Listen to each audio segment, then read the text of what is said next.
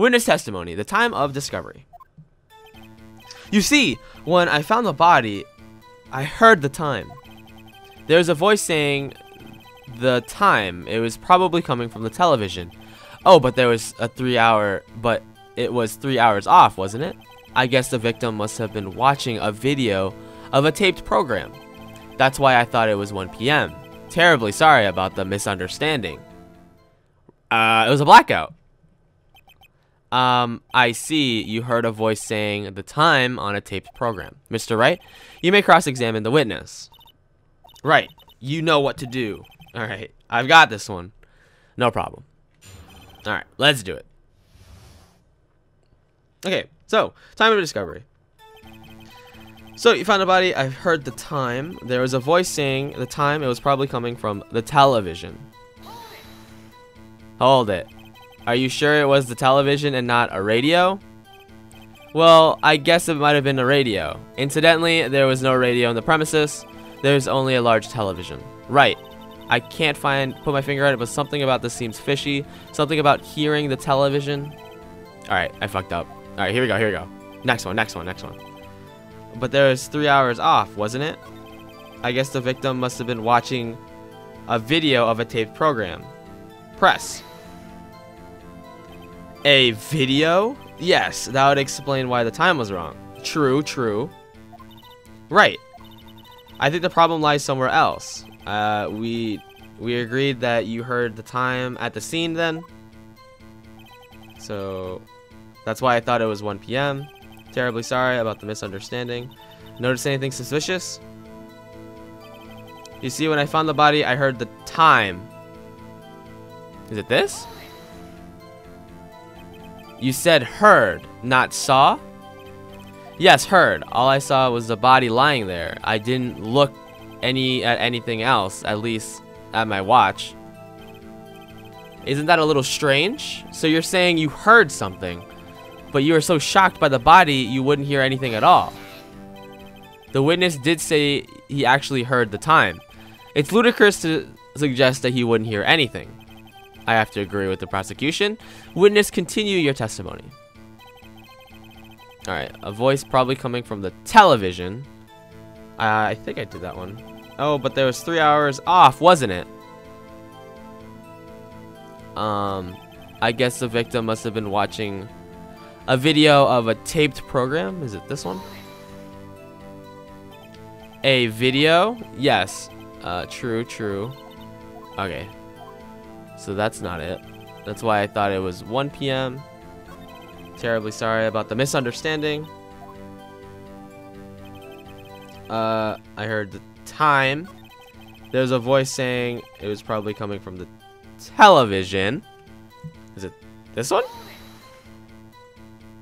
Are you sure? I did that one. There's only a large television. Right, I can't put my finger on it. Something about hearing the television. Okay, I guess the victim must have been watching a video.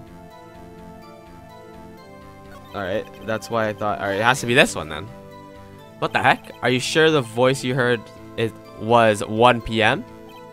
Yes, I can practically hear it now. It was quite clear. Mr. Payne, was the prosecution verified this testimony? My apologies, Your Honor. I too have only just learned of the witness heard this time. I'm really sorry. I just remembered it now. Okay. So, it's probably this. And...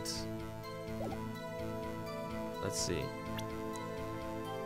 It is the passport, the blackout record, right? Right. It is from noon, so there couldn't have been that if...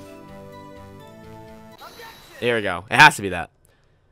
Hold it right there. The prosecution has said that there was a blackout at the time of the discovery, and this record proves it. I was trying to get to that, but it wouldn't let me. You couldn't have heard a television or a video. The defense has a point. Do you have an explanation for this, Mr. Sowit? No, I find it quite puzzling myself. Wait, I remember now. Mr. Sowit, the court would prefer to hear an accurate testimony from the very beginning. These constant corrections are harming your credibility. That, and you seem rather distraught. My apologies, Your Honor. It must have been the shock of finding the body. Very well, Mr. Sweet. Let's hear your testimony once more, please. Alright, so, I got it this time. Hearing the time. Here we go. Actually, I didn't hear it the time I saw it. There was a table clock on the apartment. There was a table clock in the apartment. Wasn't there? Yeah, the murder weapon. The killer used it to hit the victim. It was definitely a thinker thing. Was it not? Rather heavy. Okay, so that must have been what I saw. You saw a clock? I guess that would explain it. The defense may cross-examine the witness. Gladly. Alright, so here we go. Actually, I didn't hear the time I saw it. There was a table clock in the apartment, wasn't there? Yeah, the murder weapon. The killer used it to hit the victim. Alright, so we're gonna press there. The murder weapon? Yes, the table clock that was used as a weapon. Wrong. That's what I said. Did you doze off in the middle of my testimony or something? Something's fishy here. Here we go. So, present. Oh, we gotta go back. Here we go. The murder weapon. Present. This statue. Objection! Wait, just a moment. The murder weapon wasn't a clock. It was a statue. Now, how is this supposed to be a clock? Whoa! You, with your objections and your evidence, just who do you think you are? Just answer the question, Mr. Sweet. Hey, I saw it there, okay? That's a clock. Your Honor, if I may. Yes, Mr. Payne? As the witness stated, this statue is indeed a clock. The neck is a switch, you just have to tilt it and it says the time out loud. As it doesn't look like a clock, I submitted it as a statue, my apologies. I see. So the murder weapon was a table clock after all. Well, Mr. Wright, it appears that the witness's testimony was correct. This is a clock. Do you have any problems with this testimony now? Yes, that's not a clock. Your Honor, there's a gaping hole in the witness's testimony. The only way he could have known the weapon was a clock is to have held it in his hand. Yet the witnesses testified that he never entered the apartment. Clearly a contradiction. Indeed. The witness knew it was a clock because he went into the apartment. You're lying. You were inside the apartment on the day of the murder. Oh yeah? Prove it. Prove it. Prove I went in there. I'll do better than that. I can prove you were the one who killed her. You struck her with the clock, and the shook of the blow triggered the clock's voice. That was the sound you heard. Order in the court. Intriguing. Please continue, Mr. Wright. Yes, Your Honor. Mr. Sweet, the sound must have left quite an impression on you. Understandable, since the murder weapon spoke just as you hit the victim. That voice was burned into your mind. That's why you are so certain about the time. What's the meaning of this? This is all baseless conjecture. Baseless? Just look at the witness's face. Would the witness care to elaborate? Did you strike the victim with the clock? That day, I never. Look, the clock, I heard, no, I mean, I saw. Alright, he threw his toupee. Shut up, shut up, shut up, shut up. Alright, now he's like a tsundere. I hate you. It was him, I tell you. I saw him. He killed her, and he should be burned. Burn. Give him death. Order in the court. Order in the court. I say. Your Honor, a moment, please. There isn't a shred of evidence supporting the defense claims. Mr. Wright, Your Honor, you claim the sound of the witness came from the clock? Do you have any evidence? The whole case is riding on this. I'd better think about it through carefully. So we look at the statue, rather heavy. This is the report. Passport, blackout record. That's nothing really there. Maya Fey, defendant, Sydney, prosecutor, and Frank Sweet. Alright, so I mean, I went through everything. Yes, Your Honor. The sound Mr. Sweet heard was definitely this clock.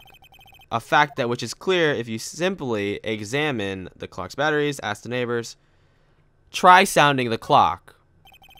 Let's sound the clock now, here in the court. Your Honor, may I have the clock? I ask the court to listen very carefully. I think it's 8:25. That certainly is a strange way to announce the time. Well, he is the thinker after all. So we've heard the clock. What are your conclusions, Mr. Wright? Mr. Payne, can you tell me what time it is now? It's 11:25. 3 hours off. Ah! As you can see, this clock is exactly 3 hours slow. Precisely the discrepancy between Mr. Sweet heard and the actual time of death. So, Mr. Sweet, try to talk your way out of this one. You forgot one thing. Uh-oh. What is he talking about? While it may seem like the clock is running 3 hours slow, it proves nothing. How do you know it was running 3 hours slow on the day of the murder? If you can't prove that, you don't have a case. He's right. How am I supposed to prove that? Damn it. I was so close, Mr. Wright.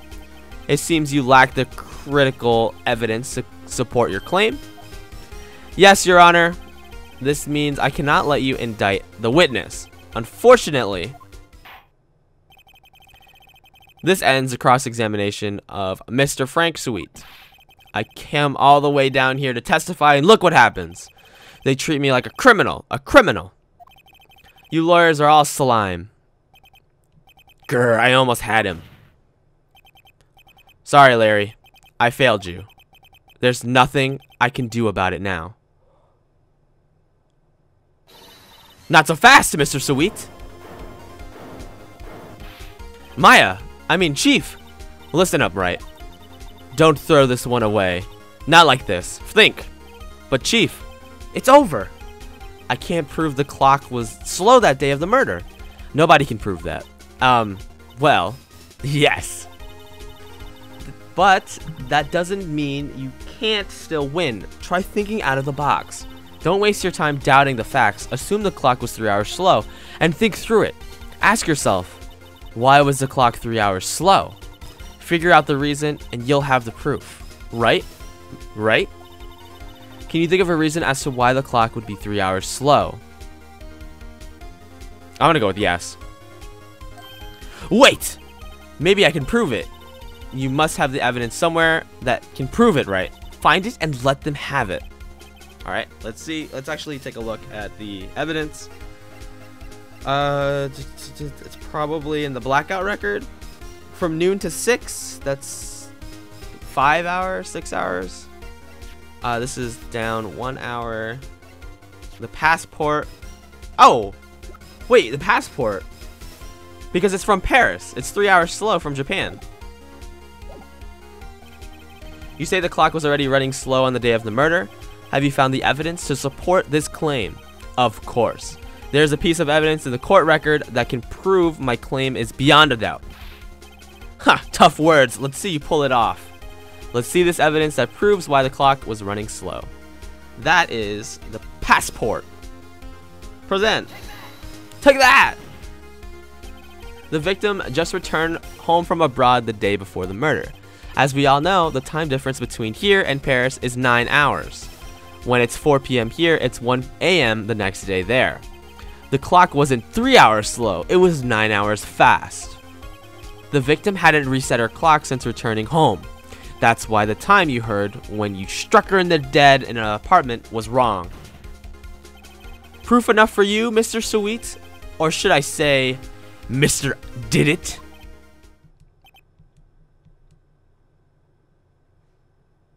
Oh, shit.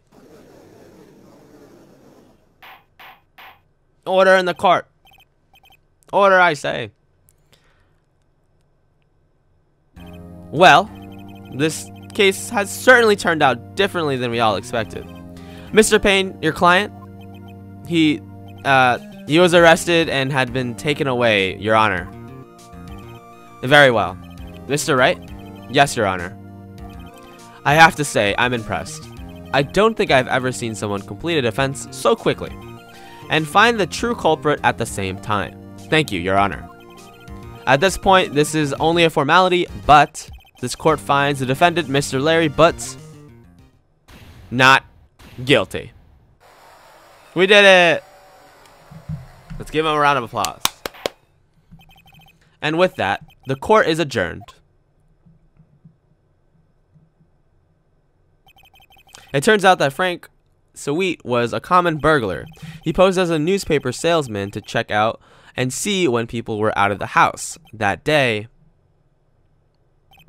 when Larry went to her apartment, the victim wasn't home. After he left, Mr. Sweet let him in to do his dirty work. When he was searching her place, the victim returned. Flustered, Mr. Sweet grabbed the nearest blunt object he could find and struck her dead. August 3rd, 2:32 p.m. District Court, Defendant Lobby, number 2. Phew! I still can't believe we won. Right! Good job in there. Congratulations. Thanks, Chief.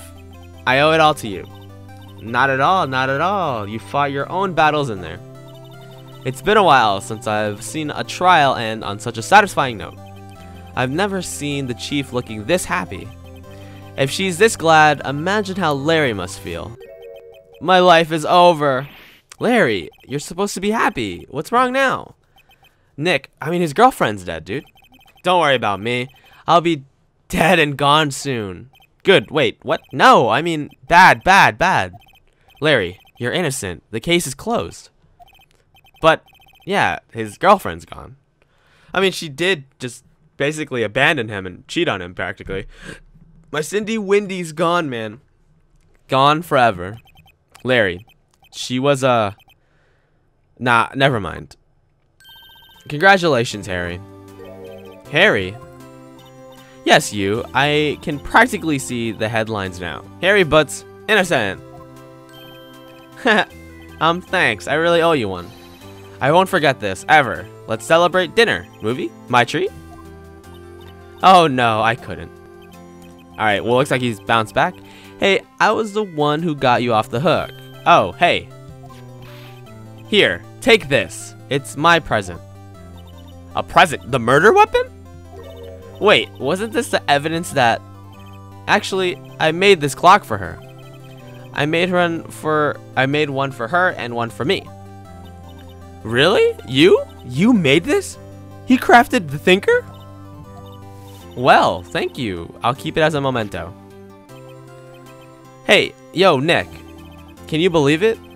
I was so into that chick, and she was just playing me for a fool. Don't that make you want to cry? Larry. Are you so sure? Excuse me. I think she thought quite a lot of you in her own way. Nah, you don't gotta sympathize with me, okay? Oh, I'm not just sympathizing, really. Isn't that right? Don't you have something to show your friend? Something that proves how she felt about him. Huh? Oh, yeah. Right. What the heck is she talking about? The statue? Take that! Check this out, man. Larry, proof positive you weren't just some chump to her. Huh? Where'd you get that clock? This is the clock you made her, Larry. She took it with her when she traveled. She probably just needed a clock, that's all. You think so? It's a pretty heavy clock to take traveling. Well, make of it what you will. Hey, Nick. I'm glad I asked you to be my lawyer. Really, I am. Thanks. Hope that made him feel a little better. Right? I hope you see the importance of evidence now. Also, hopefully you realize things change depending on how you look at them. People too. We never really know if our client are guilty or innocent. All we do is believe in them. And in order to believe in them, you have to believe in yourself. Right. Listen, learn, grow strong. Never let go of what you believe in. Never. Well, I think our work here is done. Shall we be off? Yeah, I guess so. Say, how about dinner? On me? We'll drink to a toast to innocent Butz. Yeah. Oh, speaking of Harry, you were saying part of why you became a lawyer was become a him. Yeah, part at least. You'll have to tell me more about it sometime. Maybe. Over drinks? And so, my first trial came to a close. Larry slapped me on the back and said, "Gee, Nick, it's good to have friends. But I'm pretty sure he's not going to pay me, unless you count the clock he gave Maya." I didn't know it then, but that clock was soon going to be the center of another incident, and my promise to tell the chief about me and Larry would be a promise that I wouldn't be able to keep. What? The end. So that was episode 1. Thank you guys for watching. I hope you enjoyed it. And I will see you guys in the next episode where we talk about Turnabout Sisters. So, see you guys later.